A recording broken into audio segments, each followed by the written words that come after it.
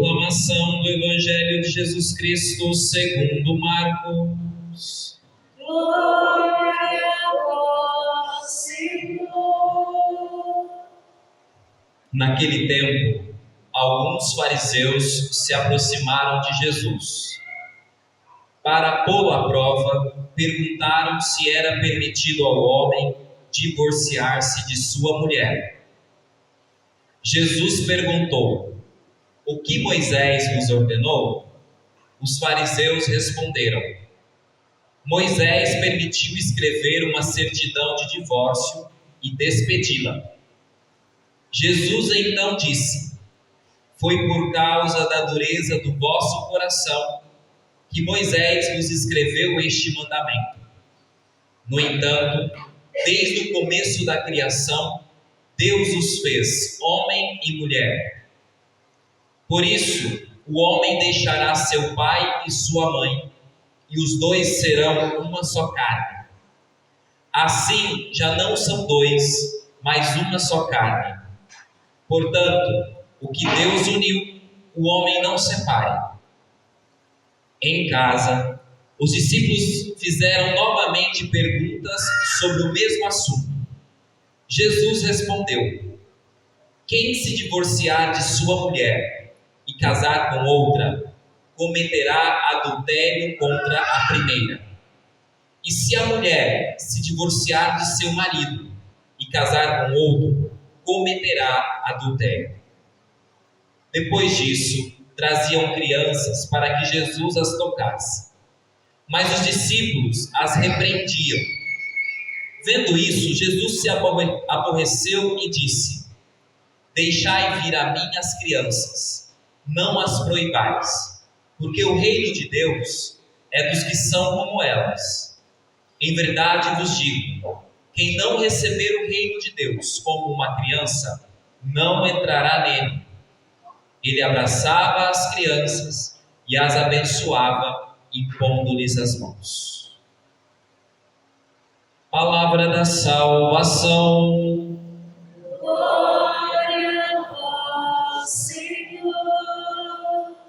Meus queridos irmãos e irmãs, a liturgia deste final de semana, ela quer nos curar de uma doença espiritual muito grave, que está acabando com muitos relacionamentos conjugais, com amizades, com relacionamentos familiares, que acaba com a fraternidade, uma vida comunitária, mas ela afeta sobretudo os matrimônios. Que doença espiritual é essa? É um nome difícil, mas eu vou explicar. Trata-se da esclerocardia. Esclerocardia. Repetir para ficar bem gravado no coração. Esclerocardia. O que é a esclerocardia? Escleros, do latim, vem de endurecimento. Cardia é do coração. Trata-se do endurecimento do coração. A doença do coração petrificado, do coração endurecido. Um coração atrofiado, ele causa a morte da pessoa. E aqui no sentido espiritual também isso se dá. Quando nós, nos nossos relacionamentos, permanecemos com o coração duro, a consequência é a morte da nossa alma. O que causa? Quais são os sintomas dessa doença? Primeiro que a pessoa ela perde a sensibilidade diante do outro. O outro se torna uma coisa, um objeto que eu posso manipular como eu quero, que eu posso descartar quando não me serve mais.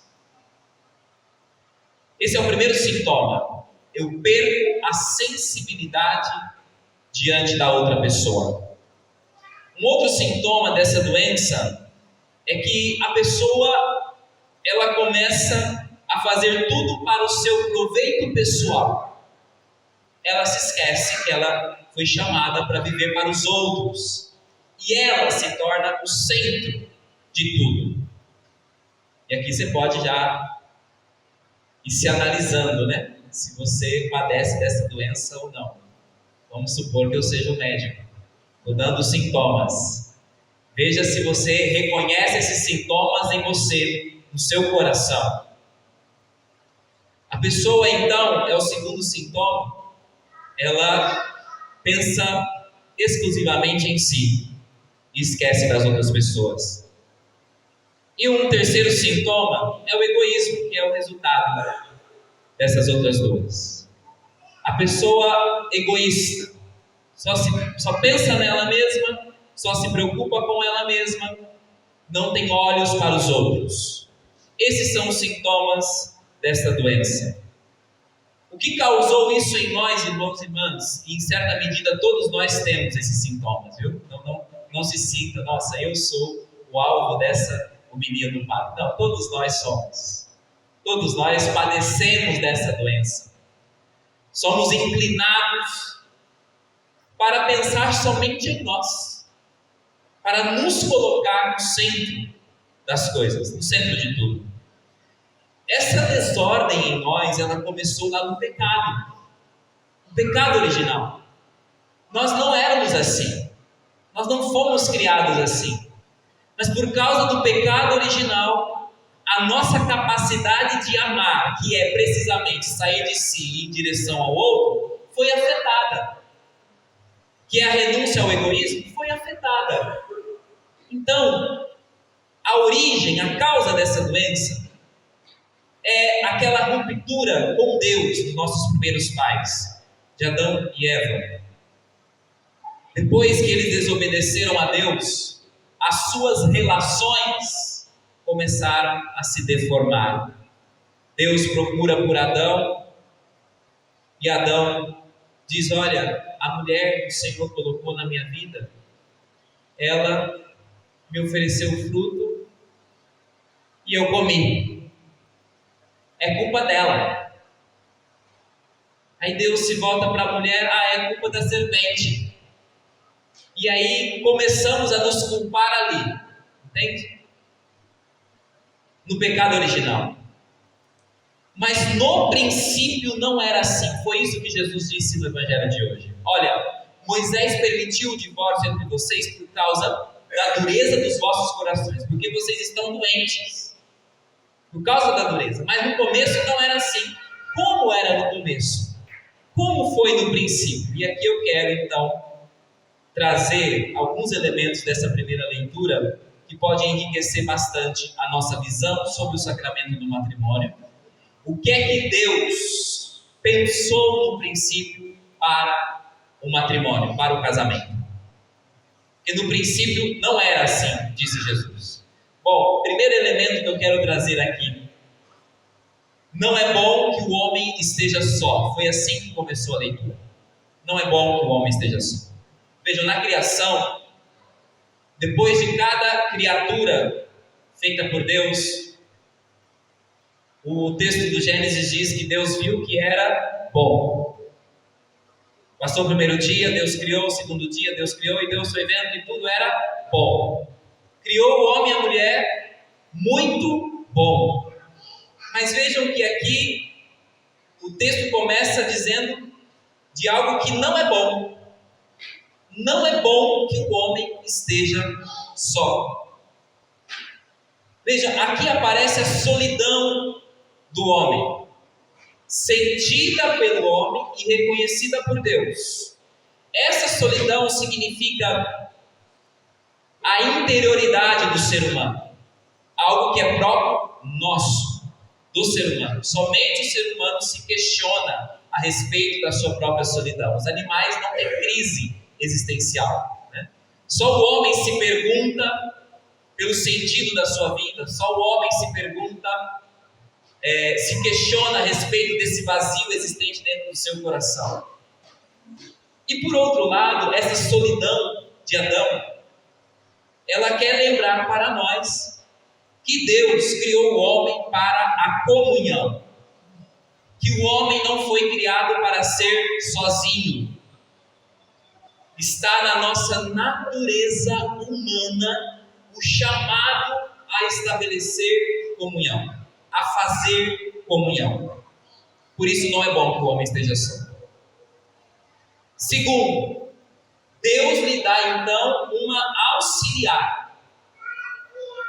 Vejam, esse nome auxiliar poderia soar como algo pejorativo, que pudesse diminuir a mulher.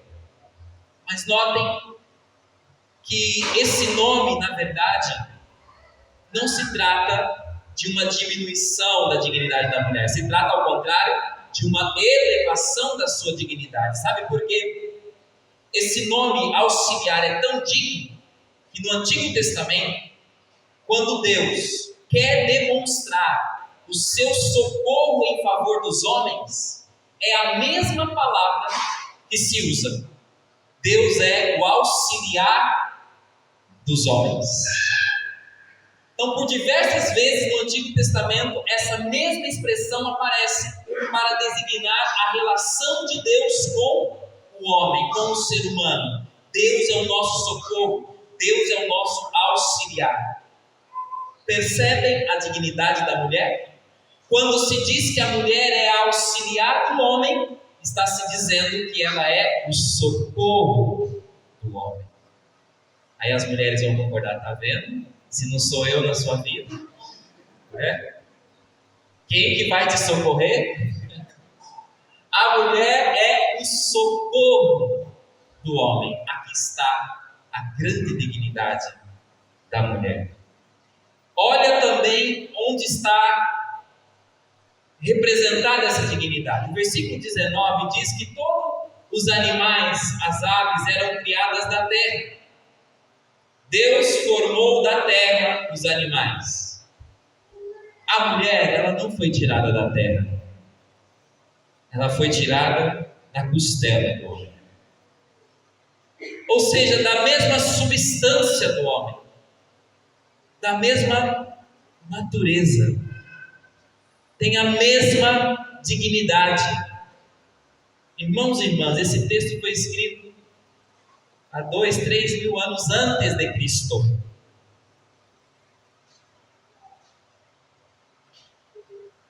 E é agora, recentemente, que as mulheres conseguiram o direito de votar.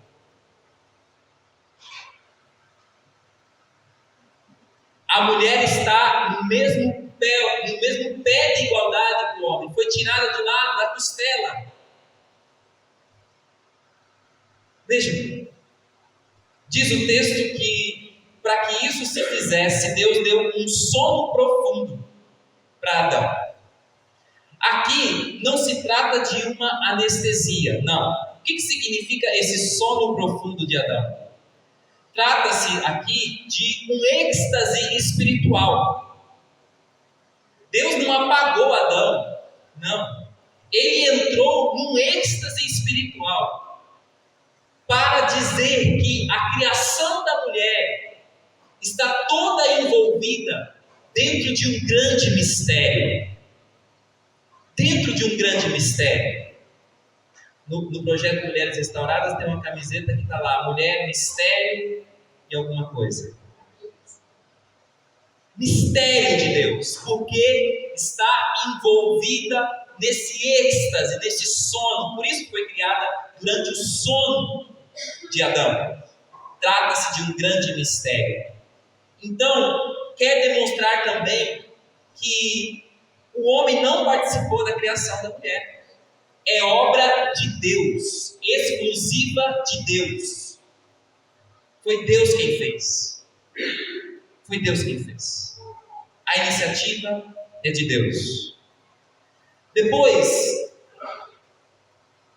da mulher criada, Deus apresenta a mulher ao homem. Isso também é muito significativo, porque não é o homem que faz aparecer a mulher. Não é o homem que descobre a mulher. Não.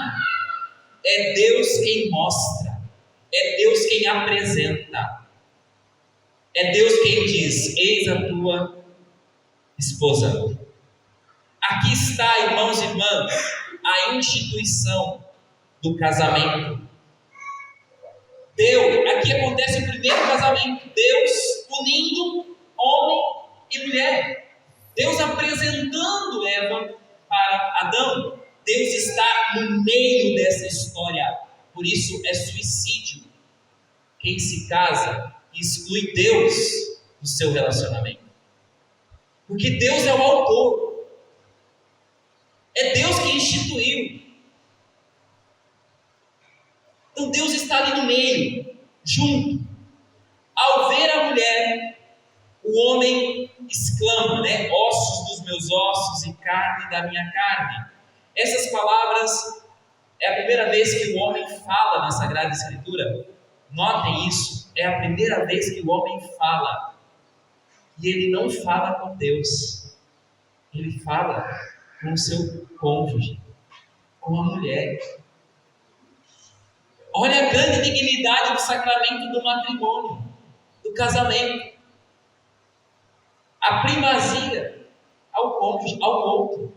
A primeira vez que o homem fala na Bíblia, ele fala com a esposa. E é uma palavra de elogio, ossos dos meus ossos. É uma palavra de um homem apaixonado, de um homem eufórico, de um coração enamorado. Porque agora, finalmente, ele viu e encontrou um corpo, uma pessoa que corresponde ao seu ideal, que corresponde aos anseios do seu coração. Formada do lado da costela sobre o coração de Adão, a mulher que procede do coração do homem. Agora sim, ele se encontra com alguém que corresponde aos seus desejos mais profundos. Depois disso, o texto diz: por isso os dois deixarão pai e mãe e se tornarão uma só carne. O que significa ser uma só carne? Uma só união total, união de corpo físico, união de alma, união espiritual. O ser uma só carne implica toda a natureza do homem, corpo e espírito, pensamento e amor, sentimentos e vontade, união das características, da personalidade. Não vai se anular o que é um e o que é o outro, não. Mas o ser uma só carne vai fazer com que as duas personalidades se encontrem e se tornem uma só. A união das inteligências, das capacidades, a união das vontades, a união dos projetos de vida, dos mesmos planos, dos mesmos sonhos, um projeto de vida integral. É a união de tudo que é, de tudo que são, inclusive da conta bancária. Na época não tinha conta bancária, mas tudo em comum, tudo. Veja, quando Deus coloca aqui esse ser uma só carne, é disso que Ele está tratando. Este é o plano de Deus para o amor humano, irmãos e irmãs. É bonito, não é? Enche os olhos, não enche? E talvez você olhe e veja, mas padre, o meu casamento está muito longe de ser isso que o senhor está dizendo. No meu casamento ainda há uma divisão muito grande entre nós. Veja, irmãos e irmãs, nosso Senhor, Ele veio para reconduzir este mundo ferido pelo pecado ao plano original de Deus. Eu acabei de descrever aqui o plano original de Deus. É isso que Deus espera do casamento. É essa união. É essa comunhão numa só carne. E Cristo veio então resgatar este sonho de Deus para o amor conjugal. Para que ele seja uma entrega total e plena. Num amor indissolúvel. Num amor fiel, exclusivo. Num amor fecundo. A segunda leitura tratou de nos lembrar que Jesus, Ele é o santificador. Então é Ele quem santifica, é a graça dEle quem concede isso aos casais, aqueles que se casaram na lei de Deus. É Cristo quem concede essa graça. Então, hoje, a liturgia da palavra está querendo nos propor esse caminho de restauração para as nossas famílias, para o amor humano.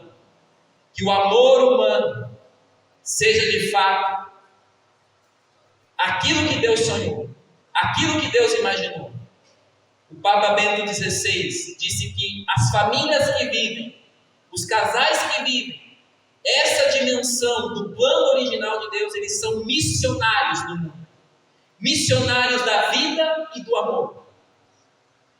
Vocês conseguem compreender por que o divórcio, nas palavras de Cristo, constitui um pecado? Porque o divórcio é romper com esse plano original de Deus, com esse plano que Deus instituiu.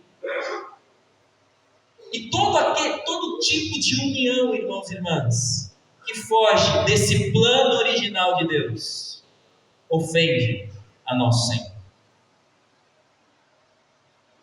Então, nosso Senhor está propondo esse caminho de restauração. Ele é o restaurador. É Ele quem torna o matrimônio possível. É Ele quem torna o matrimônio possível. Sem a graça de Cristo, dificilmente alguém consegue viver a plenitude desse sacramento. É preciso a graça de Deus. Então hoje as nossas orações é para que Deus socorra as famílias, fortaleça no amor os esposos cristãos, a fim de que vocês sejam no mundo missionários da vida e do amor. Missionários da vida e do amor. E é oportuno nós falarmos isso, porque nós estamos hoje iniciando no Brasil a Semana Nacional da Vida. Dia 8, terça-feira, é o dia do nascituro, em defesa da vida. Então veja, a família é missionária da vida e do amor. Que vocês sejam missionários, então. Assumam esse compromisso, e que Cristo seja a força de cada um de vocês. Para compreender isso, e aqui eu concluo, para compreender isso, nós precisamos ser como crianças.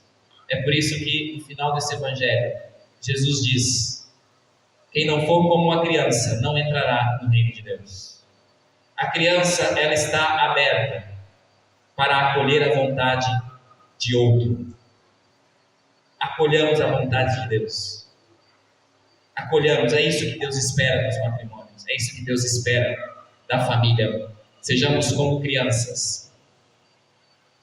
E se porventura o sofrimento estiver presente na sua vida matrimonial, na sua família, peça a Jesus que, tal como os sofrimentos dele foi para a salvação do mundo, os seus sofrimentos também sejam para a salvação da sua alma e do seu cônjuge.